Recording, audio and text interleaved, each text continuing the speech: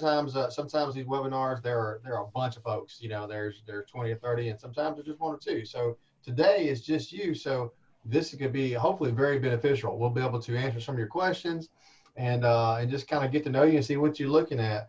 Today, my name is Bill Riles. I'm the associate director, and I'm one of the professors in the program. So if you join classes, chances are you'll see me in class, and you'll talk to me throughout your program as well. And I'll let Dan introduce himself. Yeah, I'm Dan Ray. I'm the senior academic advisor. I advise our undergraduate IT students, and I work frequently together with Bill and also our director, Ralph, who's not here today, to get our students situated and enrolled and advise transfer credits, the whole shebang from the beginning, the time you start to the time you finish, like your go-to person, so to speak, for all academic matters. But yeah, welcome to our webinar today, and I'll kick it back to Bill. Thank you. All right, well, Drake, we'll try to customize this as best as we can to suit you and hopefully answer your questions. So tell us a little bit about yourself. Where's local to you? Are you from New Orleans? Or are you coming in interested in online classes? What are you looking to do with your academic career? Sure, Bill. Thank you. So I'm in Plano, Texas, born and raised. I have 25 years in all things IT, application development, delivery, product management, product operations, you name it. So what I've done is I've pushed pause on my career after doing my second tour of duty within a cloud company, and have, really just trying to look at what I have all this experience. I've been very successful, did not have a college degree. And what do I really want to focus in on? I have been fortunate enough to, whatever I was interested in, worked for EDS for 17 and a half years, was lucky that whatever I was interested in, I was like, I need to go learn that, and was able to go and do that. Part of that's just because I'm a hard worker and I'm a top performer, but it's also just because I'm an experiential learner. My academic career prior to attempting college was, you could tell by my scores, I was on what I was interested in and what I was bored with, right? So now it's just really about wrapping up all of my experience and wanting to really dive and drill down into the cybersecurity area. I have touched security in my various roles. You have to when you're launching product. You have to when you're developing applications and integrating systems. And then I am looking at online only because, one, I am located in Plano. Two, because I want to, do it as quickly as I possibly can. And my understanding is that it's not necessarily a self-paced academic, curriculum, but I can do it as fast as I want to. Thank you for that overview. That's outstanding. I think some of the things we have planned to talk to is going to answer a lot of your questions. But before I do, let me tell you a little bit of story about myself and about Tulane Sopa. Tulane Sopa is School of Professional Advancement, and what we cater towards is individuals just like you, working adults. There is the traditional Tulane College and University where you have the kids coming straight out of high school, entering classes, and you'll probably take some classes with some of them as well. But our school, what we focus on is working adults. So your story kind of resonated with me. I kind of went the same path. I graduated high school early and went straight to college, and I was too young and immature, and it just didn't work. And after like 1 or 2 semesters, I just went off, did something else, and then started working. And I started working in IT, and I become typical path of any other network administrator. So I started off doing help desk, and several years advanced in network administrator and engineer and architect, things like that. But I ran into a roadblock. I had our director of IT, our CIO, left. He went to another job, and I was like, hey, this is my turn. I've been here for 10 plus years. I had a great career. Everybody likes me. I'm well skilled in IT. And so I was talking to the superiors, hey, yeah, I want to apply for this job. And they said, whoa, you don't have a college degree. You don't meet the requirements. Like, what do you mean? I've been doing all this. I do this work every day. Nobody can do it better than me. Uh, but unfortunately, I didn't have a college degree. So I was in an awkward position to where I actually drafted the job description and interviewed and hired my future boss. So I picked my director, and we worked together well. We had a good relationship, but that set up something in motion in myself that, hey, you know what? I will get a college degree. So I enrolled into as a working adult, had a full-time job, full-time family. Now I'm gonna go to school full time. So I'm gonna go back. I'm gonna finish my degree. I'm gonna get a college degree, and I did. So is you've hit the fast forward button. That same opportunity presented itself in the future. I was then considered a candidate for that job and some future jobs that I had, and the value of the academic degree carried myself, and I've talked to a bunch of other students.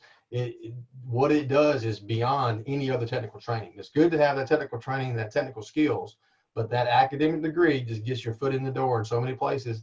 And there's a knowledge component as well, from a critical thinking and things like that. So I resonate myself where are you coming from as a working adult, years of experience, and now you're going to get that college degree. So let me tell you a little bit about SOPA itself. A lot of people are familiar with Tulane in the history of the university, but one thing that I think is very important I like to talk about is our school, SOPA, School of Professional Advancement. It actually goes back a very, very long time, and this school focuses, like I said, on working adults in the professional aspects of higher education learning and applied learning as well. Number one, we are very diverse. We've got students ranging from 17 to 77 from all walks of life and all cultures. Like I said, our school goes back really far in history. The university itself, Tulane University, was founded in 1834, and our school, our predecessor to SOPA, was formed in 1886. So this environment that you're going to come into, this school goes back to 1886. It started as an outreach division for a mission to teach classes to teachers, people getting certified to be teachers in the education system. Ever since then, there's been various iterations and changes to the school. It was named University College in 1942 after we had some bad weather, Hurricane Katrina, and we kind of reshuffled things around, and it was renamed the School of Continuing Studies. And most recently in 2017, it was named SOPA to reflect our mission.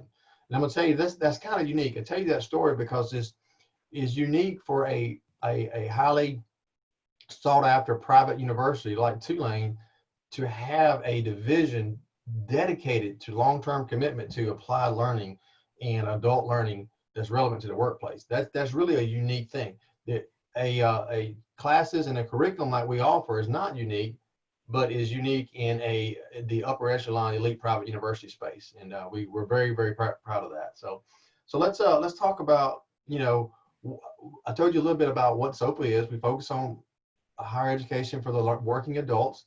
We have various programs. You can take all your classes required for the IT major, because that's what you're interested in, and specifically cybersecurity, but all your other classes you may have to have. You may transfer some classes in, and Dan can talk to you about that. But if you need any of your other histories and sciences and maths and things like that, we offer all that as well, and you'll get the full Bachelor of Science degree. And you mentioned about the flexibility. Yes, it is an online, it's not necessarily an online degree, but we do offer online classes. We'll talk about that if we get into a little bit more detail. But how the online classes work, we follow a regular schedule. Just like you walked into the university and you're taking classes, we do a spring, a summer, and a fall semester. Where it's flexible is you can take as many or as few classes as you can. Some schools have this type of environment, and it's a set program articulation. You have to take these 3 classes in the summer, these 2 classes in the fall, and so forth and so on. We give you the flexibility. You can take more or less depending on what your schedule allows, and what you feel like your workload can allow as well. All the way up from a full-time schedule from 4 to 5 classes a semester, and or you can take 1 class a semester, or you can take a semester off. So we're kind of flexible there. So let's go ahead and go to the next slide, if you don't mind, Ian. So let's look at, I've already kind of gotten into the online learning, a little bit, but so our classes are delivered where they can be taught on ground or online. And there's different types of modes of online. One is where we have a full asynchronous online experience, kind of like we're doing right now. We're talking through Zoom. So some of your online classes are synchronous and some of them are asynchronous. So in a synchronous online classroom, you would meet once a week, just like you would show up in class. You would show up in a campus, you would sit down in a seat and talk to your instructor. The instructor will lecture to you. You'll have assignments and you have homework and you have that an hour and a half, 2 hours class every week. We do that online as well. Instead of just driving into New Orleans and sitting in the classroom, you're logging into a Zoom session just like we're talking right here. And the instructor will talk to you and you'll be in a class with X amount of other students and you'll work through it every week. There's also some classes are asynchronous, where most of the work you're doing asynchronously on your own time. You're reading papers, you're downloading articles, you're commenting on discussion boards, you're submitting papers. If you want to submit that paper at midnight on Thursday, you can do that. If you want to download it, so your time commitment is a little bit different. It's still the same amount of time. Normally in a synchronous classroom, you're going to sit in the classroom for 2 or 3 hours once a week, and then you're going to go off and do some homework for X amount of hours. If you do a asynchronous online class, it's the same thing, except your workload may be spread out throughout the entire week. And there's no predefined every schedule. You'll see some asynchronous online classes and some synchronous online classes. And the neat thing about it is all of our instructors are trained to teach online as well as on ground. So you're not going to have a different set of instructors. You're not going to have your Tulane professors that you would see if you were in New Orleans. Then you take this online class, and you're going to get somebody else that's never taught this class before. That's not how we do it. It's the exact same instructors or exact same faculty as you go through every single class. So I'm going to stop there since just Drake, we're talking to you. If you have any questions about our online format and what an online class is about, I know you talked about the flexibility. No. Okay, outstanding. So let's go ahead and move forward just a little bit, and then we'll save some Q&A at the end. I talked about the breadth and scope. Our School of Professional Advancement, Sopa, is highly dedicated towards this online experience. About half of our students are online students or take online classes. And just gives you just a little bit of the scale involved with that. We've got about 1,300 students with 12,000 hours of online coursework. In our programs, we got 8 master's degrees and 11 graduate certificates, 4 post-bac, and 320 courses all developed to be taught online. And we have over 200 faculty that are trained to do effective online classes. When I say these courses are built to be taught online, this isn't a regular course and the instructor that has this lecture notes and they just happens to post it on the website and you review that. These courses are very detailed to mimic the online learning experience. We take a highly skilled designers, instructional designers, and they build these type of courses for your needs for the online learning environment. So let me tell you a little bit about our program, the information technology program, since you're interested in that. We offer both technology and cybersecurity courses. So you have a lot of experience. So some of this is going to be information that you may already know because you've been in the industry for quite a while. We have different concentrations. I'm going to tell you about that in a second. We have foundational courses, then we have special topics courses that can go all kind of directions of if you want to learn something about blockchain or intrusion detection or something very, very unique. We have these special topic courses. So we try to combine the technology. So you can go off, and since you've been in the industry, you can go out and take a technology training course. You can go sign up for some type of skill-based certification and spend a couple weeks in a boot camp, and you can learn how to set up, Windows Server 2019 or some type of Cisco router, things like that, and you'll get that technical skill. What's different in an academic degree is that you learn a lot of these critical thinking skills that go beyond the technology itself, because you've been in technology for quite a while. And if I ask you, is the same technology you're doing today going to be the same thing in 2 years, or is it going to be the same thing in 5 years? Yeah, absolutely not. I mean, what technology changes months, days, minutes, things are changing. So you need to be able, employers want students and candidates that can think beyond the technology. So the academic side will teach that. But if you go purely on the academic side and you don't have any technical skills, you're not a very good candidate. So what we try to do in our program is blend the two together.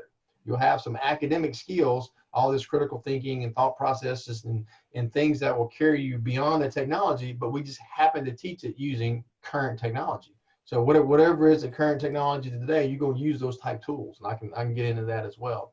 Our curriculum for the Bachelor of Science in Information Technology is built around 3 main areas. One is a technical acumen, like I talked before. This is every class is you're going to learn up-to-date skills. You're not going to be learning how to program in COBOL or do something that's not relevant. You'll be using industry relevant tools and technologies in labs. Everything's very hands-on. The second pillar is business leadership. You're going to learn how to communicate, learn the business aspects of being, if you're interested in cybersecurity, a chief information security officer. What does it mean to communicate that cyber plan? And third, I mentioned it was communication skills, how to communicate to a non-technical audience. A lot of people like me, we're just IT geeks, and we have a hard time teaching. We can tell everyone what nerd knobs to turn. We can do the geek speak. We have a hard time communicating out to the non-technical audience. So our classes, you'll learn those 3 main things: technical skills, business leadership, and communication as well. All right, let's go ahead and go to the next slide. So let's get into the actual Bachelor of Science degree real quick. There's different concentrations. So once you become a student, you'll need to declare a major in one of these. And I think earlier you said you're interested in cybersecurity, but you may be interested in some of these other ones as well. So every student graduates with a Bachelor of Science in Information Technology, but choices of these other courses you can get also on your actual degree is a concentration in integrated application development, product and program support, system and network, cloud and virtualization, and cybersecurity. Now, since you're interested in cybersecurity, those specific courses are going to be like intrusion prevention systems, digital forensics, and network defense, and things like that. Is very, very focused on cybersecurity. Then there's going to be a capstone course at the end of your matriculation. You got to take a capstone course, and you'll be given a real life business scenario. You have to put what you've learned in throughout the entire previous of the curriculum, all your other classes. You have to bring it all together in this cumulative project. We call it a capstone course. Right. Now, yeah, go ahead, Greg. No, I was just, I went through the systems engineering development program at EDS, and the reason that I was allowed to go through that program was because they needed facilitators and interpreters. They needed people who are intelligent enough to be able to translate the business requirements to the technical teams, and the technical teams require, analysis and response back to the client. So I call myself the interpreter, right? And that's been my role. But the capstone project, when you complete, in the old days, when you had to complete the 9 to 12 week program at EDS, you had a capstone project, and you didn't know whether you were working on a live client or it was a CAN project. And then when you were ready to present the integrated developed, my path was C, Unix, SQL. And so, the day to present, you didn't know whether you were going to get one of the executive leadership team or a real live client to present the overall project to. So I'm pretty familiar with the capstone model. Absolutely. Yeah. Well, if you did it with cybersecurity, it would be something similar to what you just described, except it would be a cybersecurity type assessment, of a business case. So yeah, absolutely. So yeah, you highlighted something real well, that you're the interpreter between the technical and non-technical. And we do a lot of job placement. We do a lot of internships. We have a lot of industry executives reaching out to us. Hey, I need some of your graduates. I need some of your students. I have a role to fill.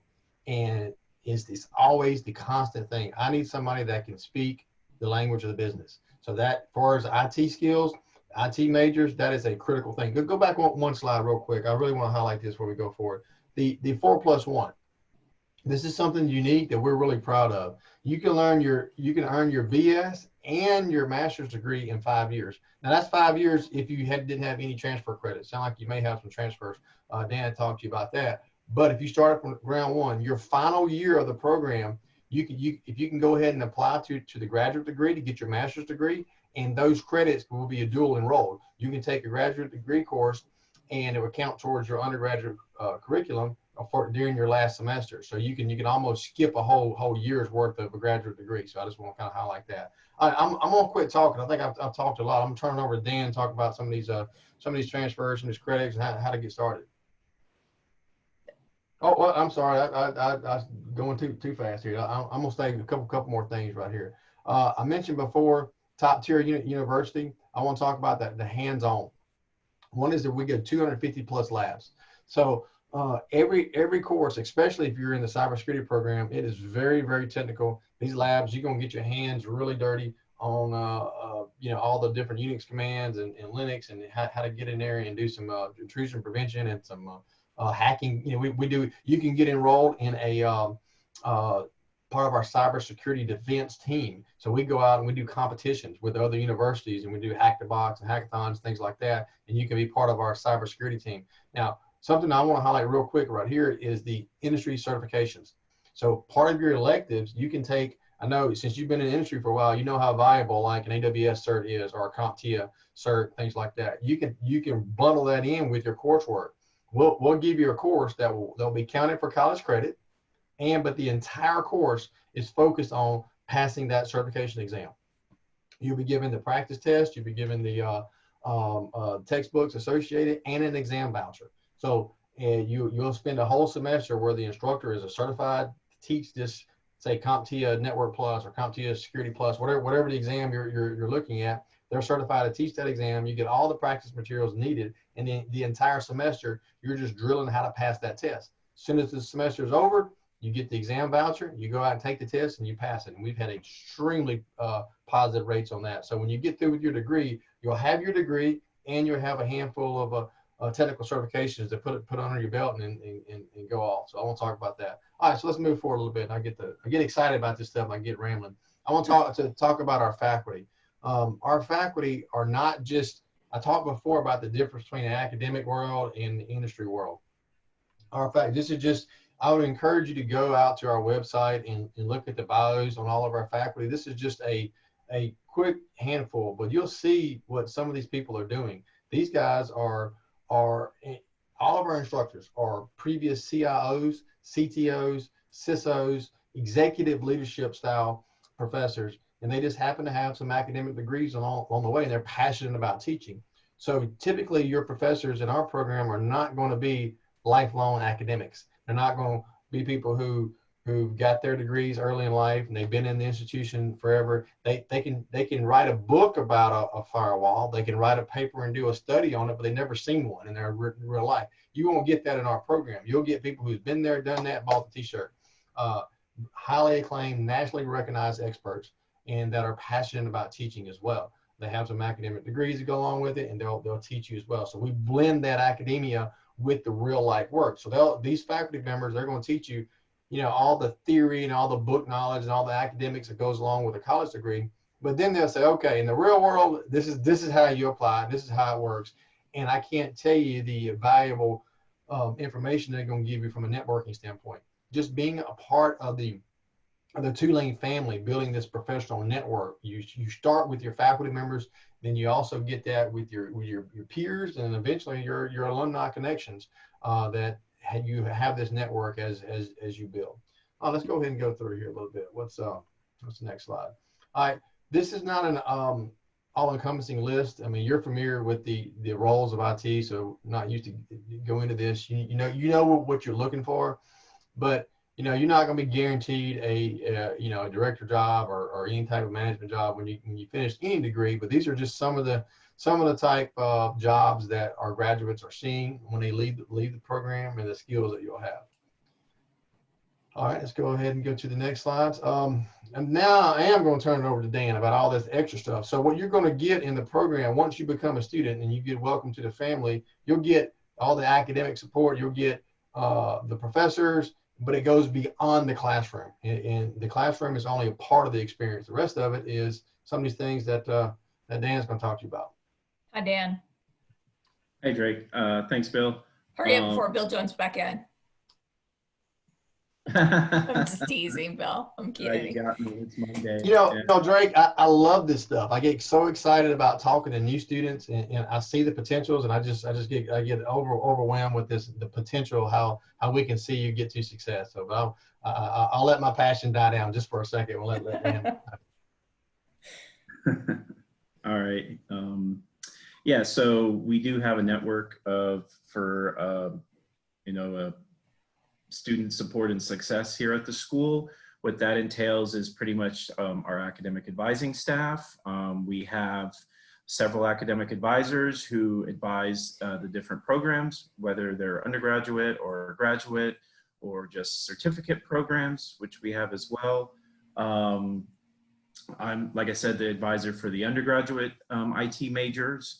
So, basically anything you need from start to finish will be, looking at your transcript. I'll put my email in the chat at the bottom. So if you want to get started and see how the transfer credit process and getting those things evaluated from another school can take some time. Okay.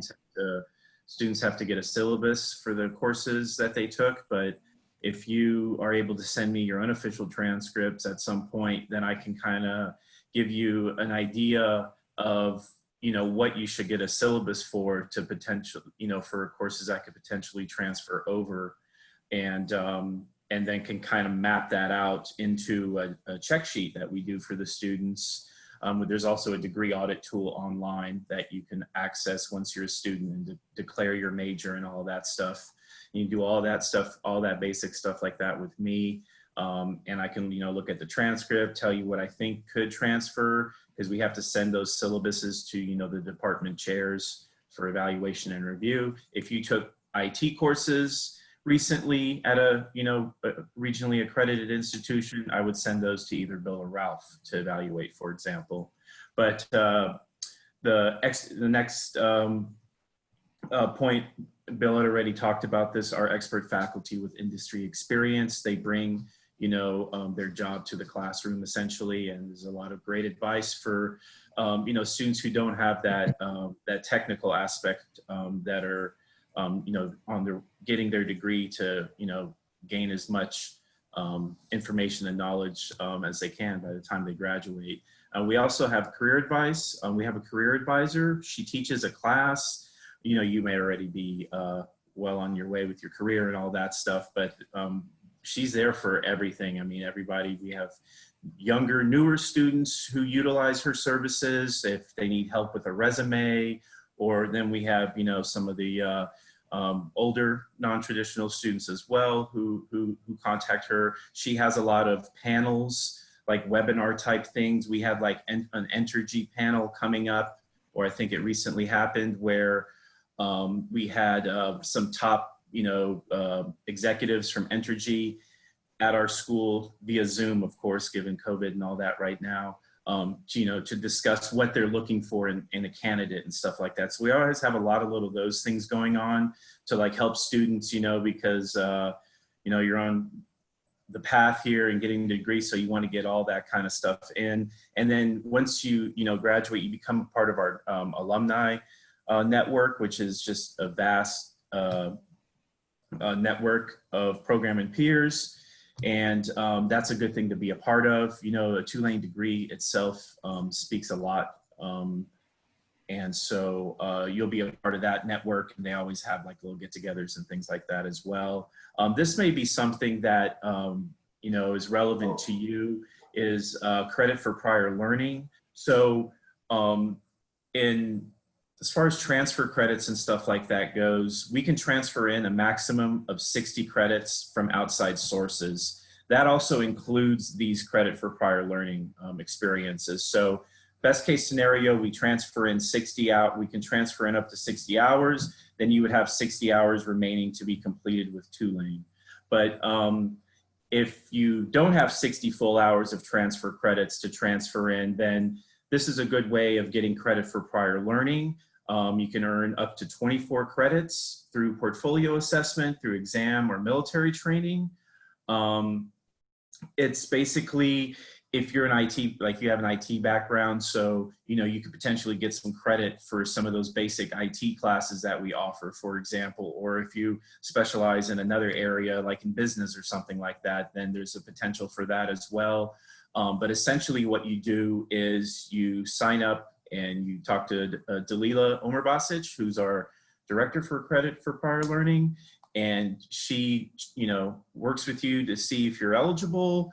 Basically, you have to have a 2.0 GPA with us and have taken the English 1010 required writing course, or have that transferred in if that's the case. And then you take a 5-week online portfolio assessment class where it shows you how to put together a portfolio of like your work experiences or anything that you feel you have like a lot of knowledge and background in, a solid enough of a foundation to where you know you may potentially be able to get college credits for that. And then Dalila works with you on that.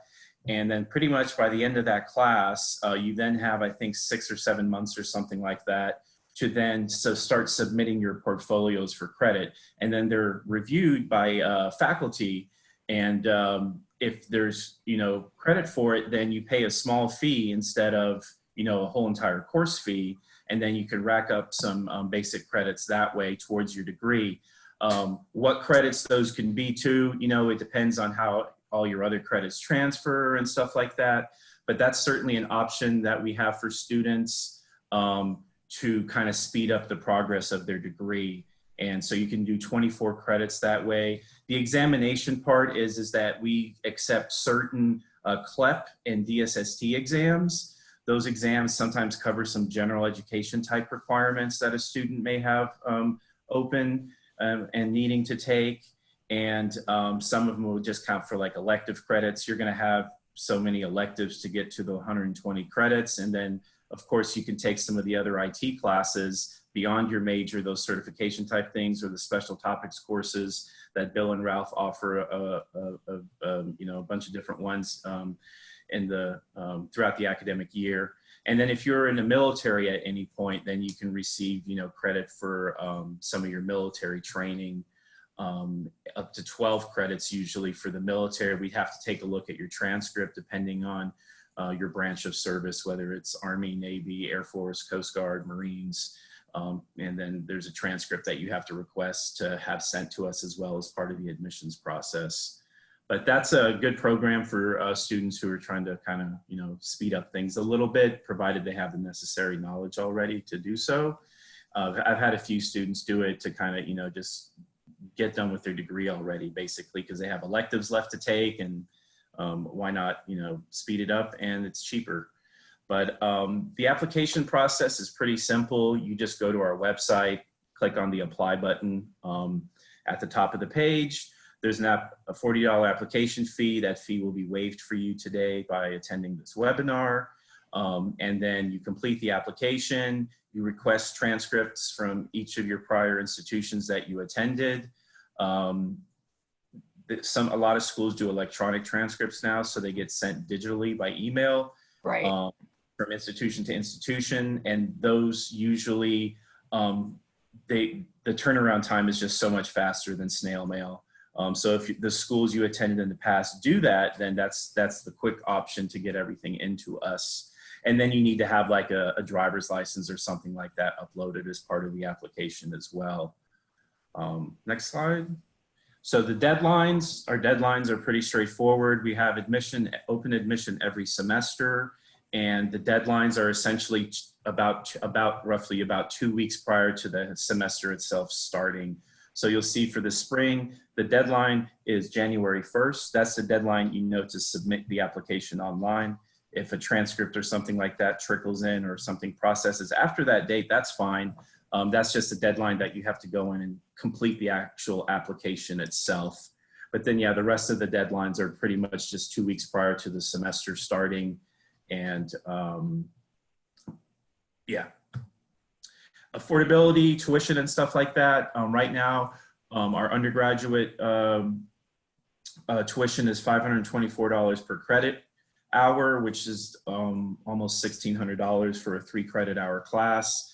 It's pretty competitive with other local schools in the area, if not cheaper actually, because they add all these other fees onto everything as well. We have minimal fees for our classes. The courses are generally all 3 credit hours each, with the exception of the English 1010 writing class, which is a 4 credit hour class. Financial aid is an option. They offer different types of packages. You just have to go through financial aid, do your FAFSA, and get all that kind of stuff set up. But the financial aid, if you want to check that out, the web, I'll put the link up here now, but it's basically the name financialaid.tulane.edu, and then you click on the Sopa tab at the top of that page, and then it has a current students or prospective students, and then a FAQ, and just all this little basic financial aid stuff to assist you with. I only handle academic advising matters, so you will have a separate financial aid advisor and all of that stuff. And once you do all of that, you can meet your financial aid advisor, and there's a list basically alphabetically by last name of who your advisor will be. I'm also sending you my email address, so if you want to send me your transcripts to review to see about transferability of these classes and stuff like that, then feel free to reach out at any time. And then, the different types of aid is there's grants, there's loans. If you are active duty or a veteran or a teacher or first responder, there's a 20% discount for those students. And then we have a couple of different scholarships that are available depending on your major and stuff like that, or just general scholarships to help with the tuition costs as well. And there's spring only scholarships, there's fall only scholarships. It's all on our website under the financial assistance section. But that's it for that slide. We are at the end. Cool. All right. So if you have any questions, I'll give it back to Bill. There's Ralph's contact info as well. And then that's our basic phone number for the admissions office pretty much. So if you ever have any questions or you're checking on the status of your application or anything like that, you can call that number, and pretty much anyone answering the phone at our offices works with admissions, so they can, let you know if your transcript was received, or if anything's still missing, or when your application is going to be processed, and so on and so forth. So, all right, Bill, hand it back to you, man. Thank you, Dan. Outstanding. So, Drake, did we answer your questions? And do you have any more? We'll love to guide you through this next step. I do have a couple questions. Okay. So the cyber, and maybe, I don't know if you'll be able to answer this or not, but the cybersecurity program, is it accredited like some of the other, I think there's 22 CAE/CO accreditations. Is the cybersecurity program accredited in any way, or are you working to get it accredited? Okay, accreditation is a mixed bag.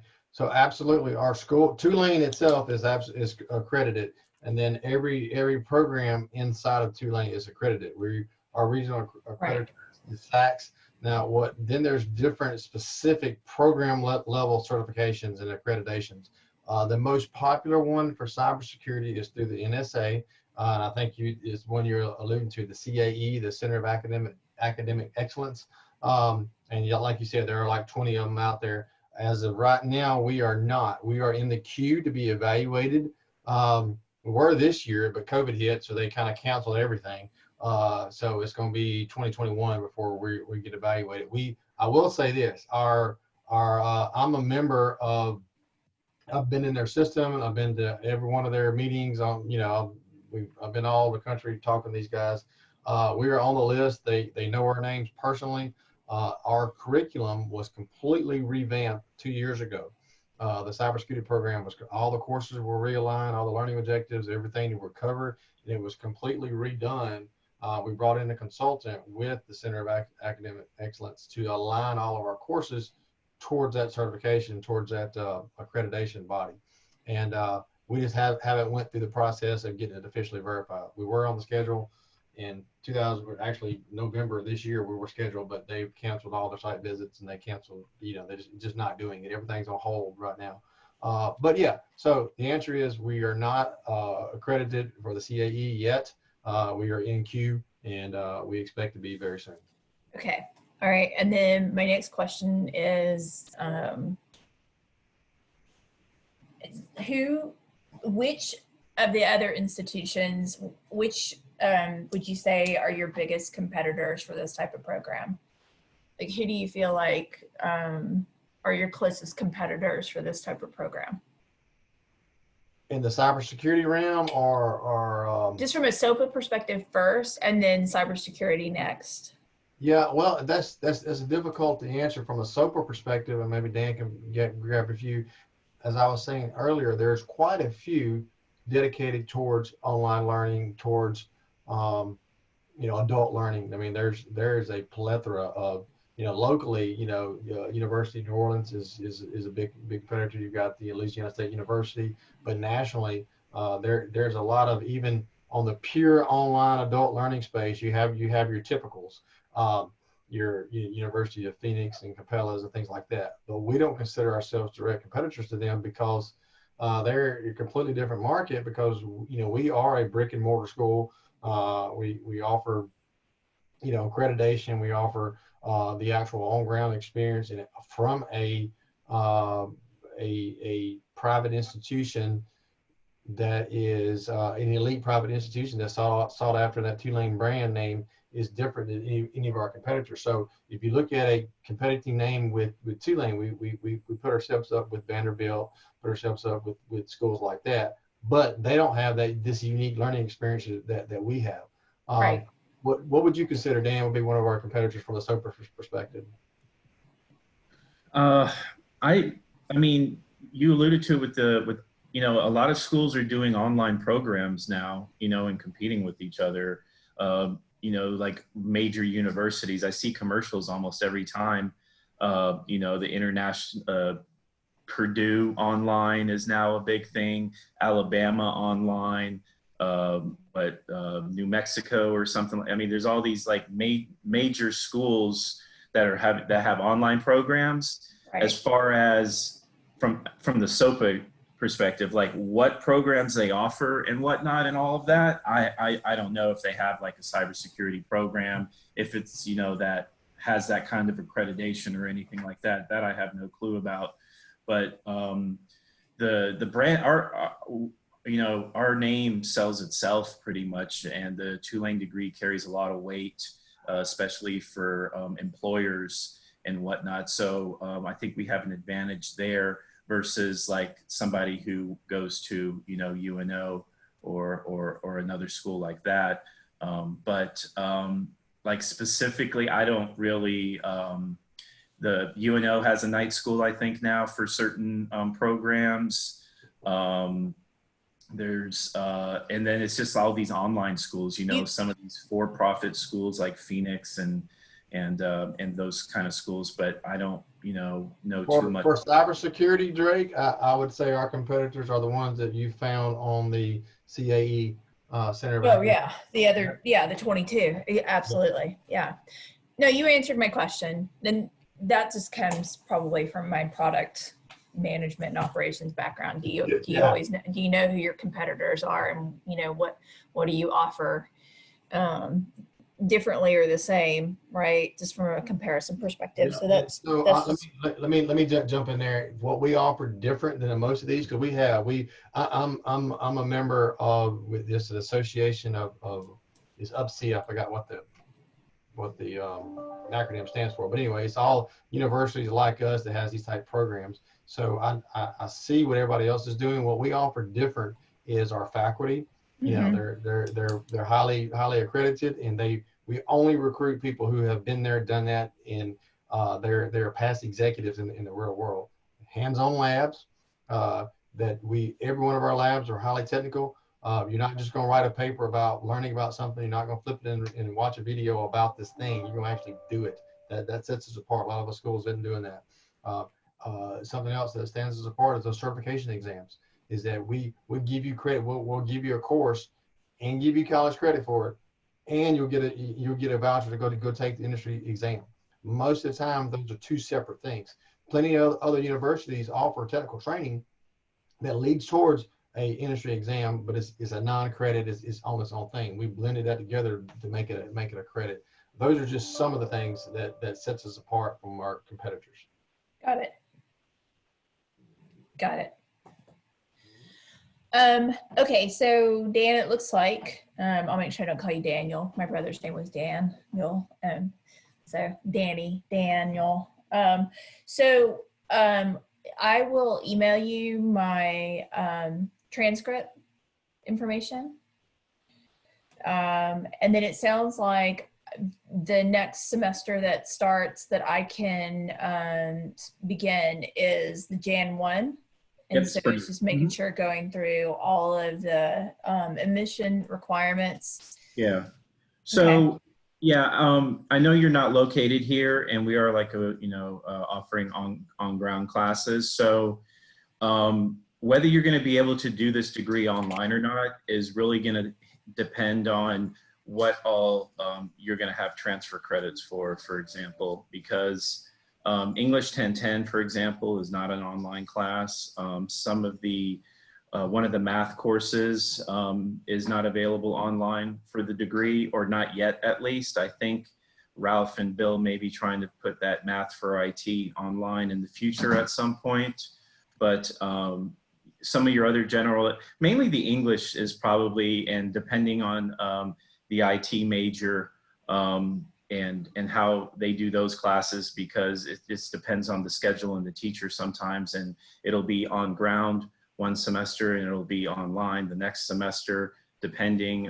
Bill could probably speak more on that. But, and we've had people Zoom into a class before too, because they moved away and it was their last class or something like that. And, that we have this we had these accommodations and everything set up all prior to COVID. So we were actually one of the more prepared schools within Tulane University, so to speak, for when everything shifted to online, in mid-March and whatnot. But a lot of your general requirements, you can get all those, a lot of that kind of stuff online as well, depending on, what you have remaining or what, and what's all going to transfer from your other schools and whatnot. But there's usually ways around it. It just depends on, what you have left to take. So. Got it. I think the best way to sum it up, this isn't our graduate degrees, our master's degrees, both of those, we got one in cybersecurity, one in IT management. They are 100% online. That's an online degree. The undergraduate, it is not an online degree. However, the majority of all the classes will be offered online, but it's not, by the rule of the block per se, an online degree. It is it is an absolutely a traditional degree with regular, brick and mortar type thing that where majority of most all the classes will be offered online at some point. Got it. Okay. Thank you for that clarification. Yep. All right. Well, I don't have any other questions. And Anne, it was nice to meet you informally. I know that you're working there in the background, but I did want to acknowledge that you're on the call. Oh, thank you. You're welcome. Okay, so I think I'm set. And then Dan, I will send you my information over and we'll get moving. Oh, okay, I see. Okay, thanks, Bill. Yeah, sounds good. If you need me for anything, got any questions, feel free to reach out to me at any time. Okay, thank you. I know that I was the only one, and I know that this was a portion of your day, so I appreciate all of your time. I enjoyed the conversation. It was good. All right, thank you. And I can roll right into my next meeting right now, so this works out. All right, thank you. Have a good day. Take care.